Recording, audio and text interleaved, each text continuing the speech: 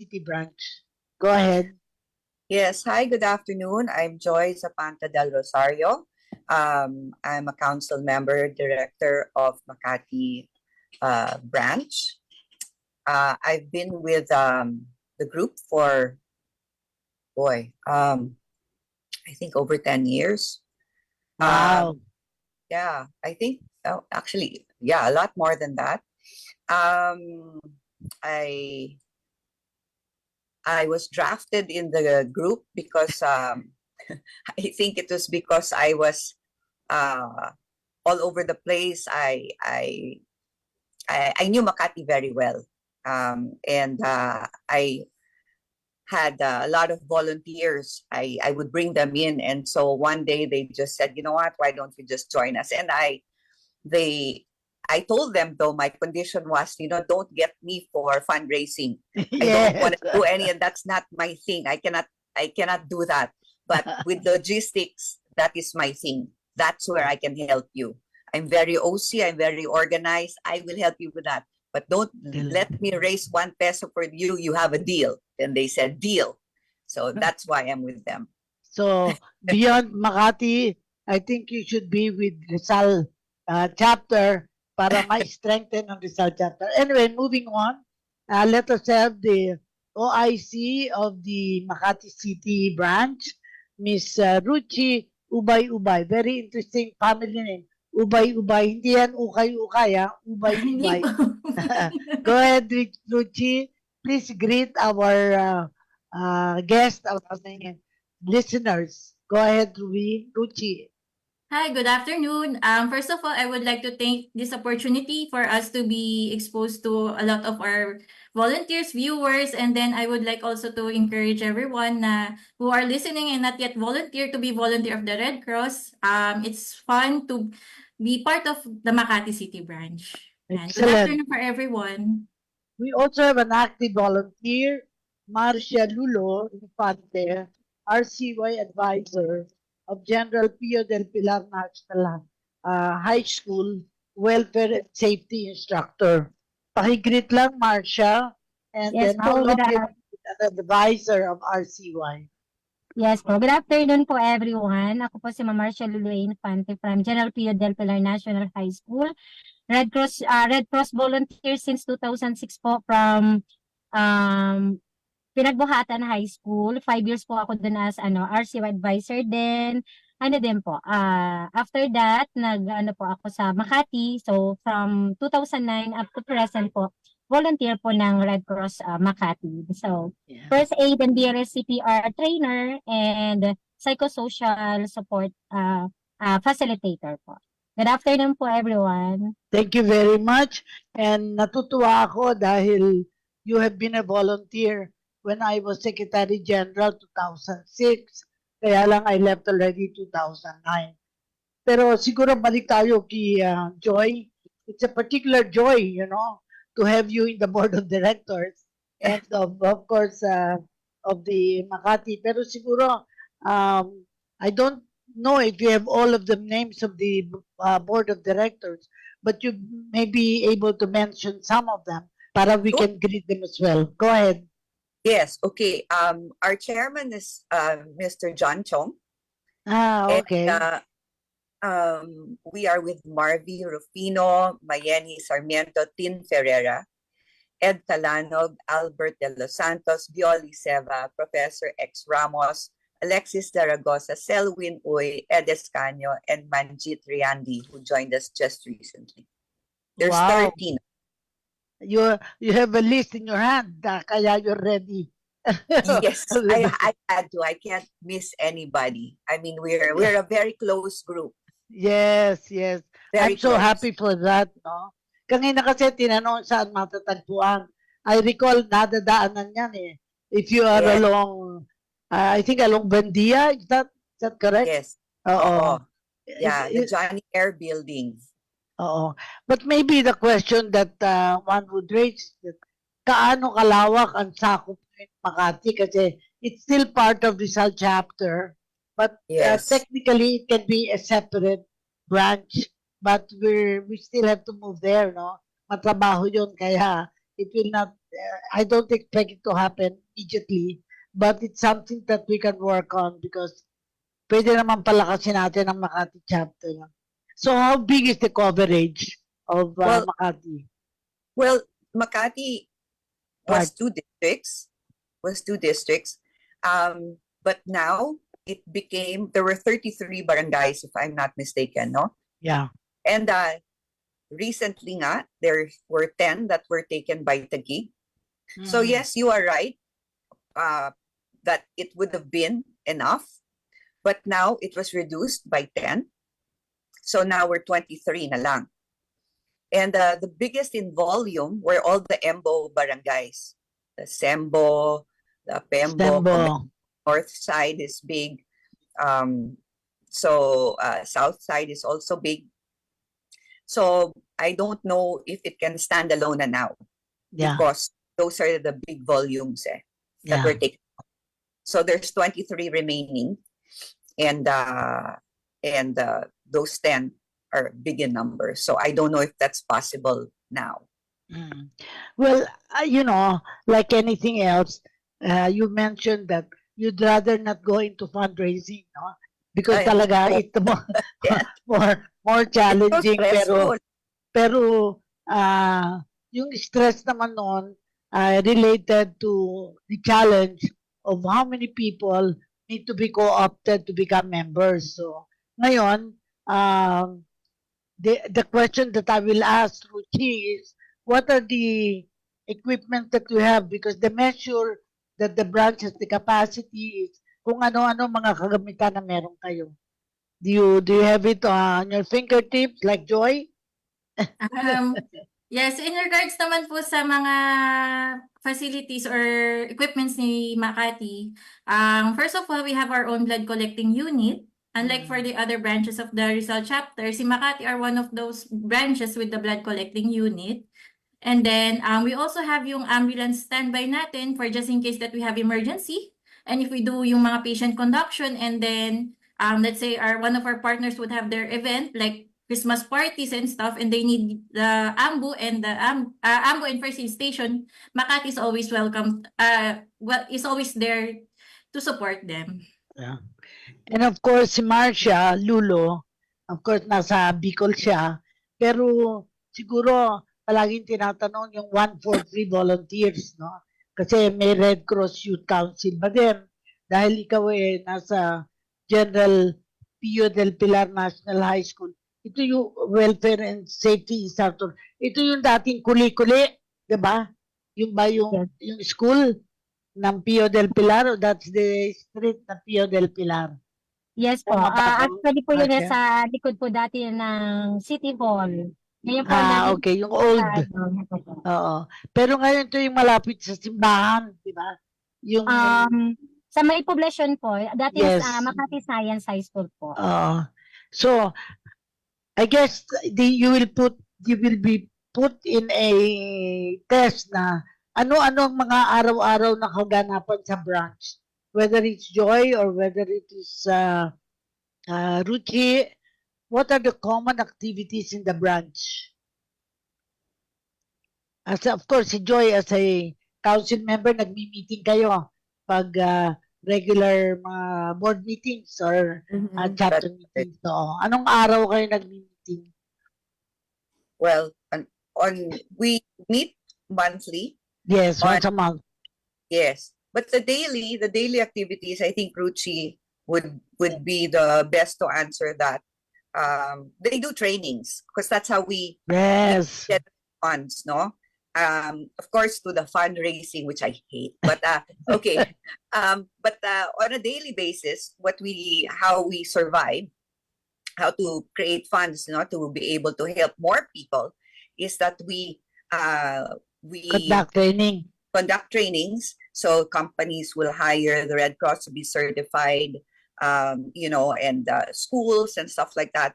So that's where the staff are hired. Volunteers are also brought in, and they're deployed, or either that or some companies go to Johnny Air, and that's where they get trained, and then people get certified, and that's where Sinaruchi come in, and that's what they do of course. So Ruchi can answer more about their day-to-day, but that's how we generate funds. So, Ruchi, panghanap buhay kayo, no? Dahil nagpapatraining kayo to earn money. And I think that is really the essence or the Focus. very important role of the Red Cross. Because can you imagine if all the barangays are trained, laging may sunog, sari-sari, no? So, first, of course, my question is, OIC ka, no? How long have you been with our Makati chapter, Makati City branch? Actually, if we're going to include volunteer, I've been volunteer since 2014 po. So, Okay. actually, when I went to volunteering, naging staff assistant ako for FunGen. So, technically, I'm more of sa fundraising activities po talaga ni Makati City Branch. So, So- perfect match pala kayo. Ni council member na Joy na ayaw niya yung fundraising. Pero as OIC, you have to keep the Rizal chapter Makati City Branch alive, no? Kaya yung tinanong ko kanina, yung 140 volunteers, kasi it's always a test na hindi ibig sabihin ang pera galing sa 140 volunteers. Sila na ang namomobilize para maging member ang mga taga Makati para support. Kaya meron tayong Red Cross Youth Council din, ano? So, siguro, how do you handle yung mga emergencies? Di ba sabi nyo may ambulansya kayo? Meron ba kayong ambulance? Yes, ma'am. We have an ambulance duty po. 24/7 naman po yung ambu service po namin. So we respond sa mga emergency cases. Usually there are both medical and trauma. Usually is vehicular accidents po yung tinutugan na respondihan namin po. And I think very important na ang perception ng public, like in Makati, they should feel that yung ating tagline na always first, always ready, always there. Dapat ma-feel nila yon, di ba? Yes, ma'am. Oo. Kumusta naman ang blood donation? Kailan kayo nagre-recruit ng mga magdo-donate at paano nyo nagagawa ito? How do you go about? Ikaw Actually, muna. Sorry. Ikaw muna. Actually, ma'am, in regards to the blood donation, we have partnered companies. Actually, we also partnered with Walter Mart Makati. So every last Saturday of the month, we have yung regular schedule po natin with them. So until December, we have blood donation and every last Saturday of the month. And then we also tap other schools like University of Makati, AMA, I-Academy to be our blood donors. So since we believe that as young as 16 years old, as long as they have parental guidance, parental consent, they could donate blood. So, doon po pumapasok yung Pledge 25 natin. So, we encourage as early as the youth to donate blood po. Correct. Kasi dapat walang hihingi ng dugo na sasabihin walang dugo. Na-allergic si chairman kapag sinabi na may humingi ng dugo tapos hindi nakakabigay. In fact, when Joanne was your aunt Joanne Zapanta was in our board, my palaging, sister. sister. She's the one managing ba the Floriade?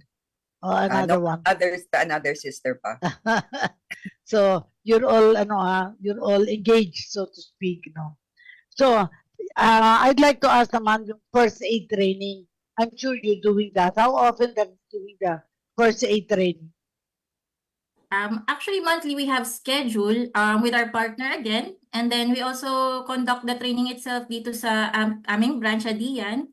Twice or thrice a month, depending on the availability of our training room. But regular po ang ating schedule po for the trainings. Pero ito nangyayari sa branch or wherever, kung saan company ang nagre-request? Both, ma'am. We have the branch training and we also have yung mga requesting companies, schools, partners, organization who would like to train their employees, their students. Ayun. Correct. So, siguro, how widespread is your first aid training? Kasi para sa akin, it's line of very important itong training na to. Can you imagine in every household, merong trained ang first aid. Are you able to target yung mga families? Of course, you're targeting maybe the students in the schools Mm-mm. kasi mas madaling matarget yun. Pero I think baka pwedeng itry nyo yung pag may mga meeting, yung mga barangay, yung mga association, baka you can target that also because the barangays can easily harness. Have you done anything in this regard? Sa barangay? Actually, it's part of the program naman po when we recruit yung mga 143 volunteers natin. We have the set of trainings and then included naman na po doon yung mga first aid trainings po natin. Mm. Pero yung blood donation nyo, regular yon. Yung Regular blood din po. donation. Every end of the month or how Every often? last Saturday of the month for our regular schedule for the branch, which is done in Walter Mart, Makati. And then we also go to companies, partners, schools to do the blood donation. So parang kung mangangailangan ng blood, pupunta sa inyo. And Yes. Where do you store your blood?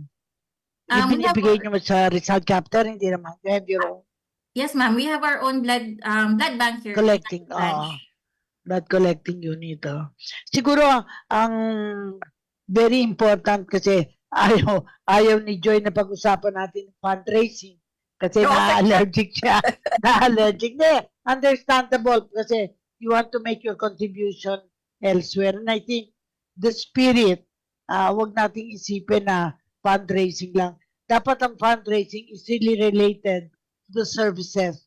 Ang ganda nga na dahil nakakatanggap sila ng services, they will not call it fundraising anymore.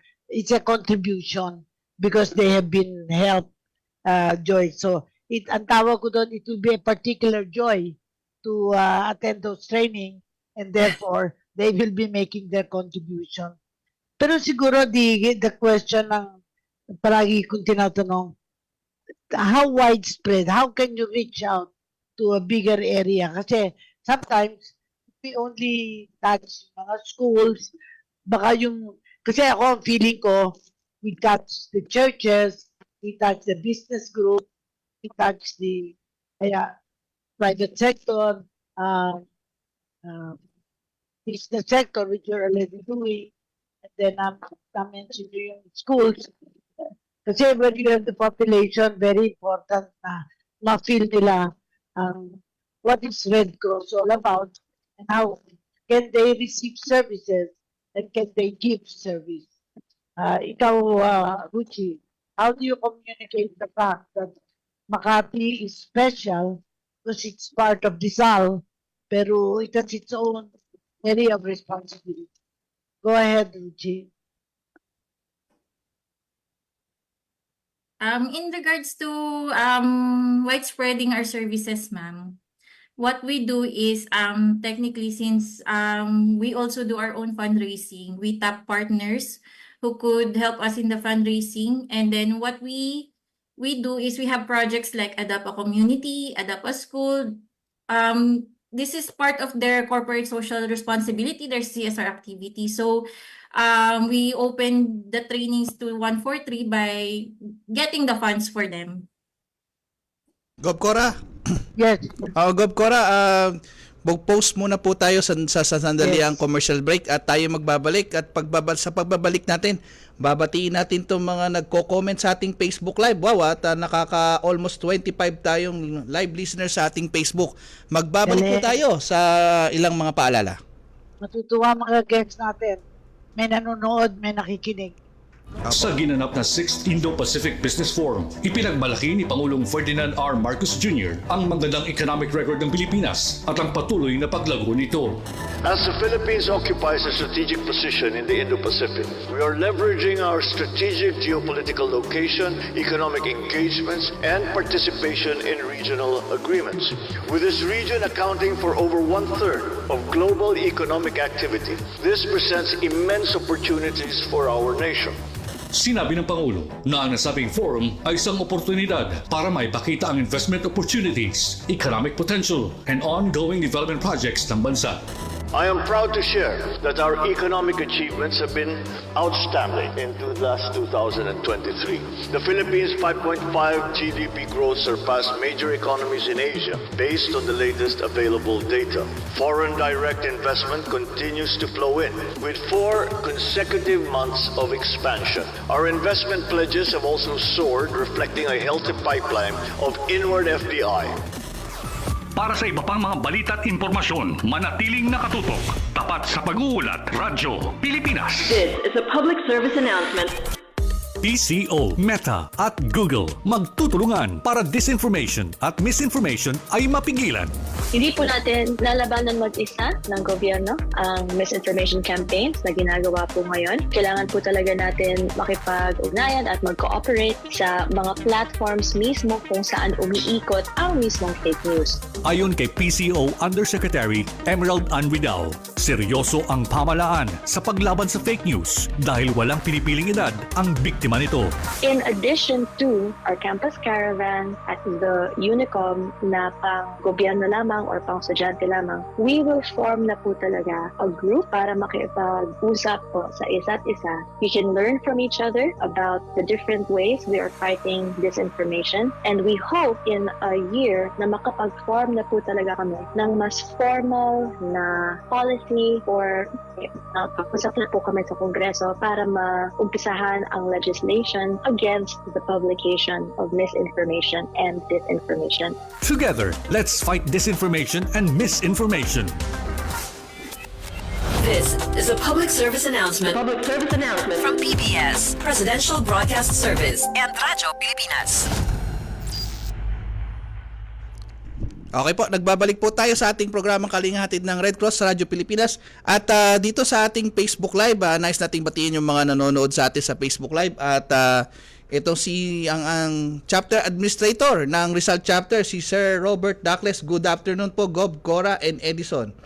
At itong si Ruby Tahum, mabuhay ang Red Cross Makati. At si Ma'am Jillian Enrique, sabi niya, go Ma'am Ruchi.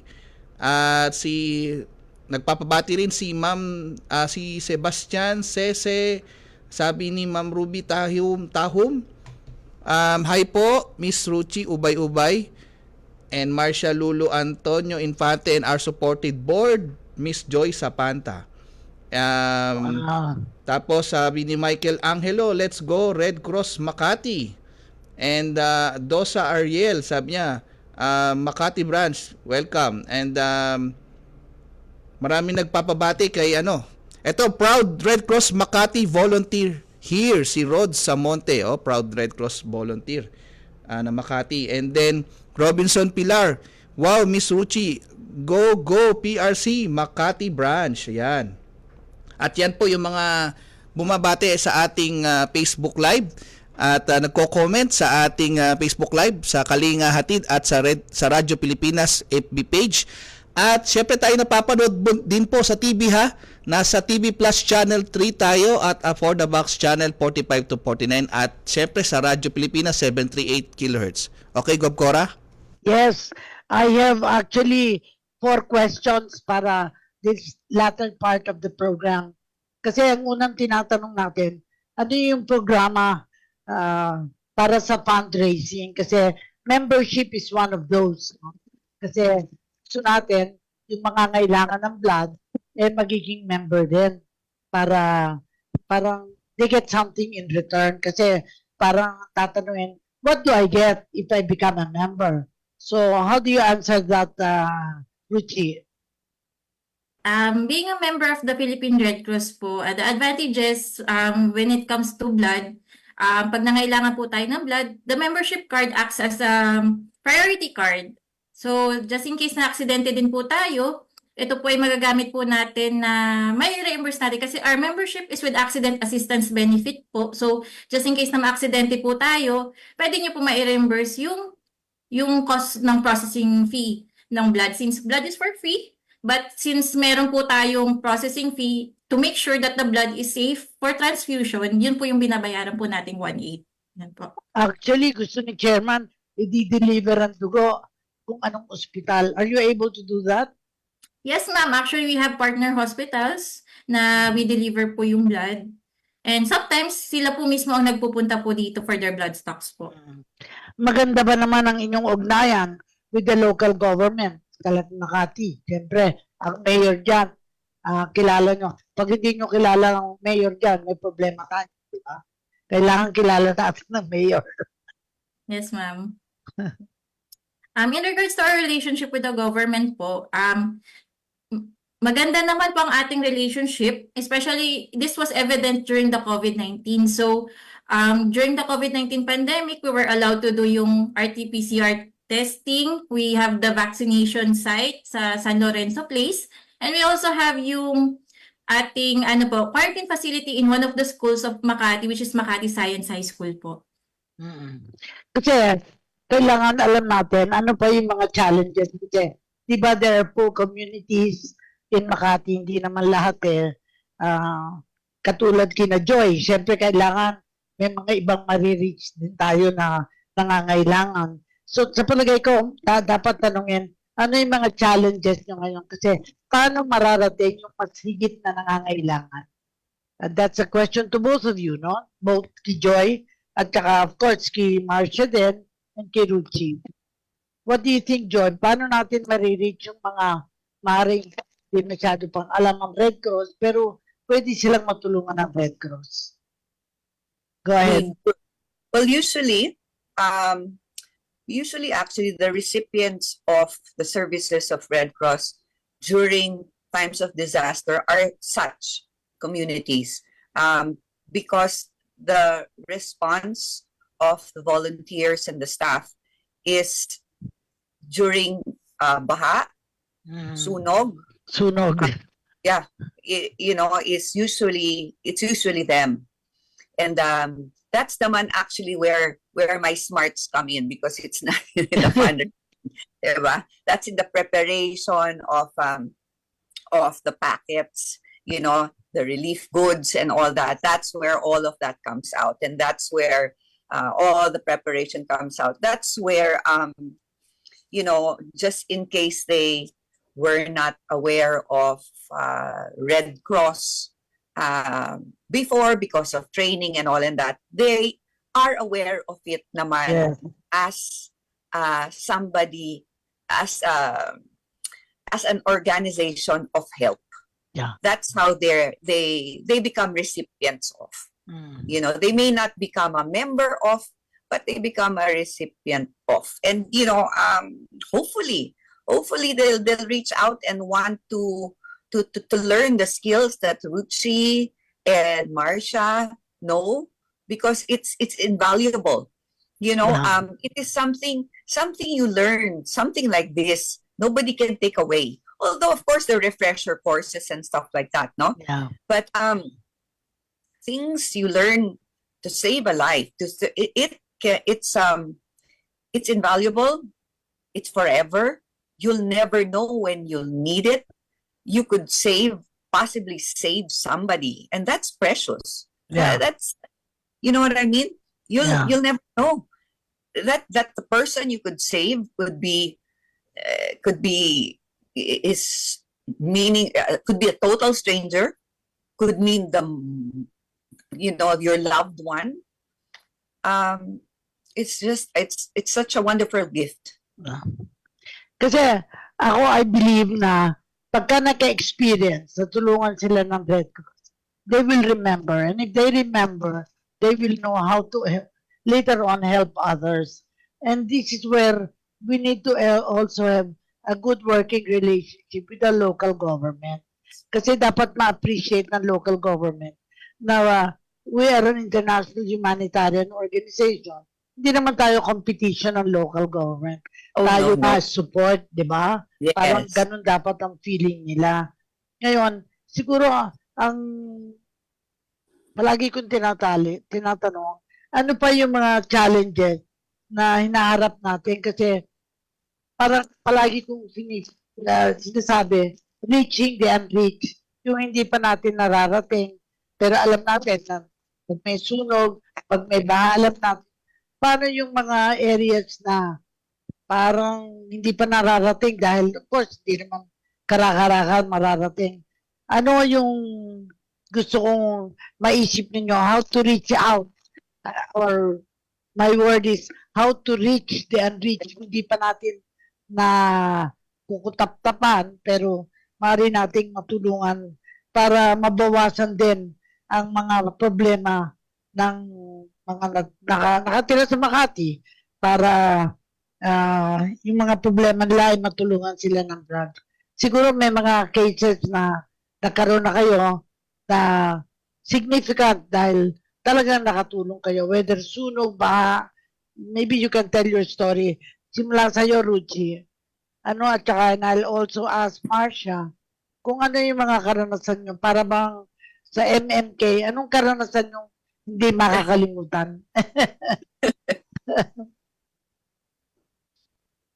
Isip-isip kayo. Ah, hello po. Sa akin naman po, madam. Kakaiba naman po yung challenge sa amin as a Red Cross Youth Advisor as well as a 143 volunteer po. So as a Red Cross Youth Advisor, sa amin po, ang challenge sa amin, hindi po yung baha, hindi po yung disaster, kundi yung mga pagseself-harm na mga bata. Yun po yung namin. So isa po sa mga namin, plan po under Red Cross Youth, is mag-conduct po ng psychosocial support sa mga bata. So usually po, siguro sa isang taon, nagkakandak po kami ng 4 na beses doon sa mga batang na-identify po ng guidance as nag-self-harm. So ano po tayo, parang prone tayo or vulnerable masyado yung mga bata sa sobrang sa depression. Kasi alam na po nila yung term na depression. Kaya minsan nakikita namin may mga laslas yung mga bata. Minsan nababalitaan na lang namin na nag-suicide, nag-commit ng suicide yung bata. So, as a Red Cross Youth Advisor po, as volunteer ng Red Cross, ino-offer po namin, together with Ma'am Ruchi, sa approval po ni Ma'am Ruchi, na nagkakandak po kami ng psychosocial support sa mga bata. So, yun po yung pinakamalaking challenge po sa lahat ng mga Red Cross Youth Advisor dito sa Makati po. Yun po yung challenge. So, nakikita naman po namin na may progress after na nakakausap namin, may follow-up, yan. So, may follow-up po lagi kami dun sa bata until na makikita namin na okay na po yung bata. So, kahit po isa lang or 2, 3, 4 ang na-rescue namin, at least, nare-reach namin. At least po, na isasabuhay po namin kung ano yung layunin ng Red Cross or ng sa mga bata. Yan po. Well, kaiba ng tanong ko kay Ruchi, kasi ang apelyido mo, ubay-ubay. Ibig sabihin nun, siguro parang dahan-dahan. No? Paano ka naging OIC ng Makati City ng Rizal Chapter? Paano ka na-engage sa Red Cross? Siyempre, sabi mo nga, matagal ka na, 2009 yata, no? Nung sinabi mo, baka makalimutan ko. Pero, ano sa'yo ang mga significant experience? As I always say, gusto kong tanong yung karanasang hindi makakalimutan. Remembering. Kasi, pag may nare-remember tayo, gives us spirit to carry on. Gives us the feeling that we're enjoying. Kasi, di dapat na pain ng pagiging member sa Red Cross. Dapat ang feeling, may nagagawa tayo. May ginagawa tayong kanais-nais. Go ahead, Ruchi. For me naman po, in regards to that, technically when I was the volunteer, ang pinaka hindi ko nakalimutan is yung pinakaunang assignment na binigay sa akin. We had this event, Partners in Service, where we recognize lahat ng mga partners na nag-donate for Typhoon Yolanda. That time, pinush po talaga ako ng staff. Hiyang-hiya po talaga akong tumawag kasi minsan nagagalit sa akin yung kausap ko. But still, I pushed through. So parang those are the accomplishment na push me through fundraising. Na through these activities, we could raise funds so we could tap other people, especially yung mga beneficiaries natin. And then, as what Ma'am Marcia have mentioned, actually, we're doing something when it regards to mental health. Kasi when you say Red Cross, it's always blood, it's always first aid training, AMBU. But what we're aiming is to also tap the mental health of our beneficiaries. Not only dong nasa sa baba, but also kasi even if you're in a company, you also feel stress. So we want Yes. to tap those things that we want to explore, things that we have not explored. Kasi what's good about Red Cross is we have the different services. It's not only safety, disaster, but we also have the welfare service po. Yun. Alam mo, speaking of welfare, ang very important din yung restoring family links. Yes. Nakikita ko minsan nasa dyaryo, nawawala, at usually mga police yung ang mga active dyan. Pero even just by announcing kung sino yung mga nawawalang bata, nakalagay sa record ng Red Cross, makatutulong na rin yun eh. Kasi pagtanong nyo sa Red Cross, baka may alam sila. Kasi yung kaalaman na yun ang very important. Kasi siguro yung words na always first, always ready, always there, why don't you contextualize yung actual karanasan ninyo? Siguro ang challenge ko dyan kay Joy. Pag sinabing always first, always ready, always there, ano yung picture mo? Boy Scout. No, you know, that is that's a tagline that Yeah. that's perfect. I mean, that brings music to my ears. I mean, it's something an OC person like me, you know, I love it. And that's what I envision for at least the branch that I'm with, no? Yan ang sinasabi ko na gustong-gusto ko kina Rootsy, dapat laging handa, di ba? Yes. So, you know, even when we organize, kunwari, we used to have, kasi aside from the Dian, we used to have another location where we used to store all of our Goods. donated Yeah. goods and stuff. And wow, I made it na when John asked me. That's where I started when Dian wasn't there yet. And wow, ang gulo-gulo. So it was in one of the typhoons, and I was there. And when they asked me, I said, "Bakit ganito? How will you know? How will you know kung you know what's expired, what is jumbled?" So sabi ko, I'm going to make this talagang the ones that are expiring first, and you know, I mean, it takes vision, it takes, you know, and I really did it. I really did it, and you know, made space for everything, and that's how. I mean, that's how it should be. You should organize everything well na to be able to bring out service when needed, just in case, you know, and that's how I'm so proud of this branch. Yeah. You know, from we have, I mean, we're fortunate, no, to have our own machine that stores blood. Yeah. They collect blood, you know, they're vampires every end of the month, you know, and they respond very quickly to emergencies. You know, I think that tagline, our branch, I can say, they're excellent. Right. Excellent. Gob Cora. Now, yes. Gob Cora, we are running out of material time na, so Wow. we need to say Thank goodbye you. na at final message na po mga bisita natin, Gob Cora, kasi it's ilang minutes na lang po. Sige. Mabilis lang po. Bigyan natin kay Marcia, ikaw muna. Mag-goodbye na tayo. Go ahead. Pasalamat na tayo sa mga nanood, nakinig sa atin. Maraming salamat po sa mga nanood sa ating sa Radyo Pilipinas. Yes. So sana mahikayat namin kayong lahat na maging volunteer as 143 para mas parang isang tao ay ay mas maraming tao, mas maraming volunteer, mas marami tayong matutulungan. So yan po yung layunin natin as Red Cross. Okay, thank you, Ma'am Salamat Marcia. po. Ruchi, your turn. Thank you po, first of all, for the opportunity. We really enjoyed this talk po, Doc. Gov Cora. And then, I would like to thank everyone, lalo na yung mga staff. I know nasa MBD kayo, but you took time to comment here. Ay, nabasa ko yon. And then, thank you for the volunteers as well. And I also want to welcome everyone to be our volunteer here. So Makati branch is always open to those who would like to volunteer to us. Okay, si Ma'am Joy naman po. Thank you for having us. For in Makati,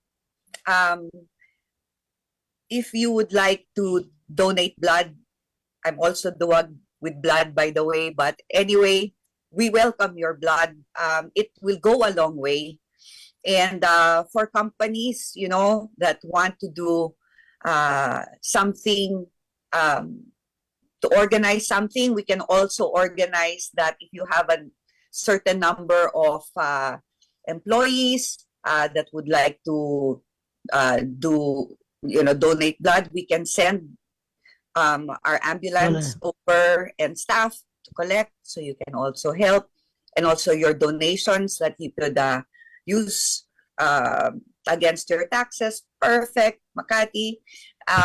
And it goes a long way. And thank you for the support. Red Cross is such a wonderful organization. Thank you for having us. Wonderful, wonderful. I can only say, magagawa natin lahat ng bagay kung di tayo nag-iisa. Kaya dapat talaga magtulungan tayo. And this will be the beginning of deeper engagement, deeper involvement. Dahil hindi pwedeng isipin natin, ay okay lang. Hindi pwedeng okay lang. We must be very okay. Very okay. Yun na lang. Thank you very much for this afternoon. It has been a pleasure to meet, of course, Joy for the first time. And of course, Ruchi and the active volunteer, Marshall Lulu. Hope to see you somewhere in time in the Philippine Red Cross. Thank you, thank you. Thank you, Gov. At yan na po ang ating programang Kalinga Hatid ng Red Cross sa Radyo Pilipinas ngayong po ika-26 ng Mayo. Ito po si Edison Enriquez at susunod na po ang pagbabalita natin ni Sir Albert Sebastian at kasunod po ang programa ni Vance Fernandez, Pulson ng Pilipino. 3 minuto bago mag-4 ng hapon. We know